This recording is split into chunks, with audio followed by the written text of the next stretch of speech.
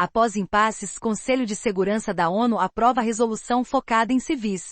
Texto proposto por Malta foi o quinto colocado em votação desde o começo do conflito e conseguiu evitar veto de Estados Unidos e Rússia. Uma resolução curta e objetiva, que não faz grandes exigências aos países.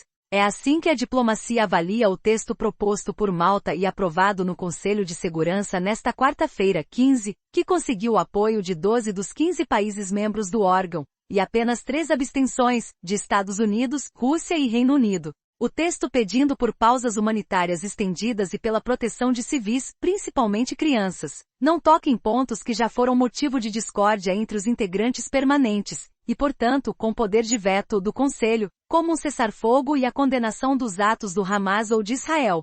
Dessa forma, mesmo que não tenha conseguido o apoio de Estados Unidos ou Rússia, o texto ao menos não foi barrado pelos países. O tom da resolução se assemelha ao daquela aprovada pela Assembleia Geral da ONU, em 27 de outubro, proposta pela Jordânia. Ainda assim, o texto de Malta traz somente 7 itens, o da Assembleia Geral apresentou 14 tópicos. Ao contrário das resoluções aprovadas pela Assembleia Geral, os textos aprovados pelo Conselho de Segurança têm efeito vinculante, ou seja, os países são obrigados a seguir as determinações e podem estar sujeitos a sanções em caso de descumprimento. Mesmo que na prática essas punições sejam raras, as medidas aprovadas pelo Conselho são vistas como mais fortes pela comunidade internacional. Trata-se de um mecanismo de pressão sobre as autoridades com poder para mudar os rumos da guerra. Antes do texto apresentado por Malta, outras 4 resoluções foram propostas ao Conselho. 2 da Rússia que não tiveram apoio suficiente, uma dos Estados Unidos, vetada por China e Rússia, e uma do Brasil barrada pelos Estados Unidos.